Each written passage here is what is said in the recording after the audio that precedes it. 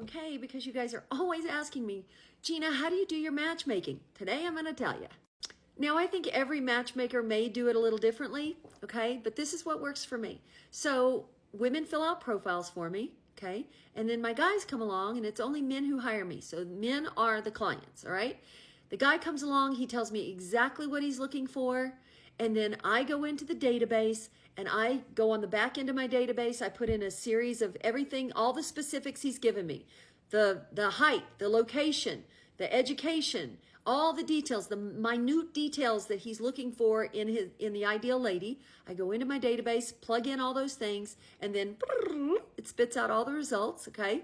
The guys will even say, I'm looking for women in this location, but not this location, or this amount of miles away, whatever it is. They're very specific. So I put in all the specifics, and out come the results, okay? And then from the results, I look through and review, and I see who I think he would be most attracted to based on, again, the specific criteria that he's given me, okay?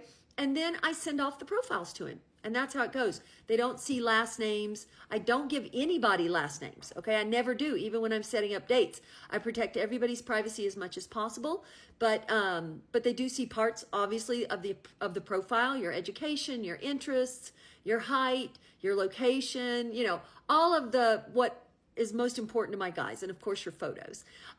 So they do see that, and then they say yes or no. And so if the guy gives me a yes, then I go back to the lady and I say, hey, I have a client that's interested in meeting you.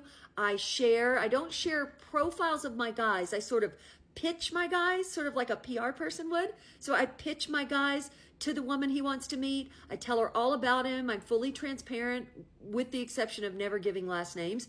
And then I even show her photos. I never mislead anybody, because a lot of matchmakers mislead people, and it's just bad business. So I never mislead anybody. And then, so if she says yes and he says yes, then I find out, does she have a preference on where she'd like to go? Does she have a particular type of food she likes? And either she does or she doesn't.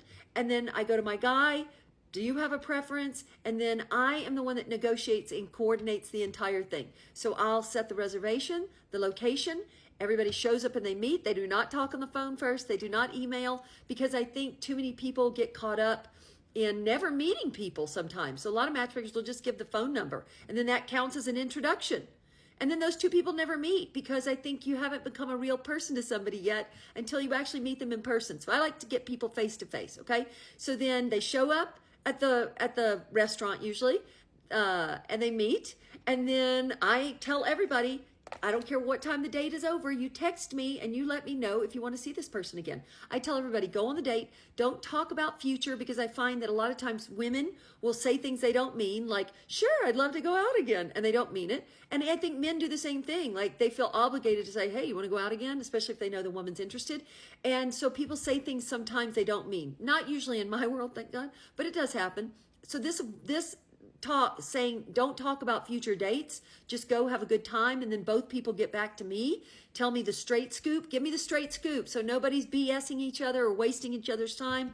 Give me the feedback. Then if you guys both like each other, then I give the phone numbers at that point, and then you're off and running. All right, that is the full rollout of how it works.